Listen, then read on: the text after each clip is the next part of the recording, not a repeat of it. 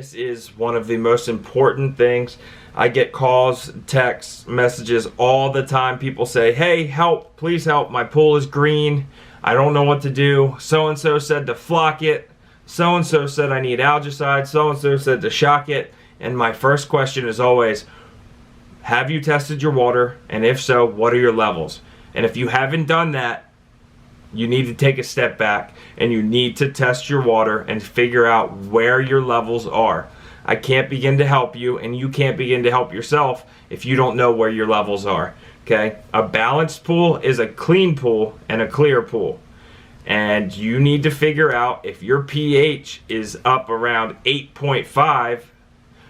We need to establish that, and if we run a test and we figure out your pH is around 8.5, well, there's part of your problem, okay? But we can't begin to diagnose a problem without knowing those levels, and it doesn't make any sense to throw a ton of flock in there or a ton of shock or a ton of algicide without knowing the levels. You're just kind of going in blind, and you'll end up wasting chemicals, or you may find out that you didn't need algicide at all.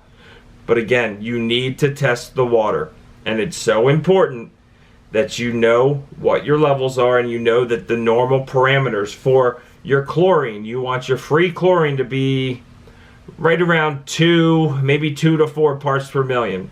You want your pH to be, I say 7.4, shoot for 7.5. 7.4 is a little bit better, but 7.5 is where we want it in range, 7.4 to 7.6. For your alkalinity, shoot for 100, 120. 100's right about where you want your alkalinity. Your calcium. Calcium doesn't play such a huge role in damaging your surface if you have a vinyl pool, but it's still really important for your pool equipment. I like to go right around 350 for your calcium level, especially if you have a plaster pool. Calcium is so important. Keep an eye on that calcium level, right around 350. Your CYA, which is your cyanuric acid, regardless if you have a salt pool or a chlorine pool, you need to keep that in check. And you want that between 30 to 50. Some people will say a little bit higher. I'm a firm believer in keeping it lower, between 30 and 50. It's so much easier to deal with a pool with lower cyanuric acid than it is higher cyanuric acid. And trust me, once you get into those higher levels around 100, it's a nightmare to get rid of it.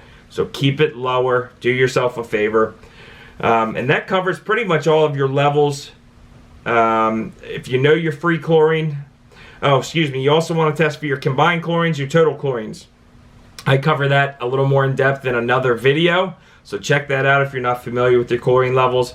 Your total chlorine and your free chlorine, we always want them the same. And if you're testing for combined chlorines and you're showing combined chlorines, then it's time to shock.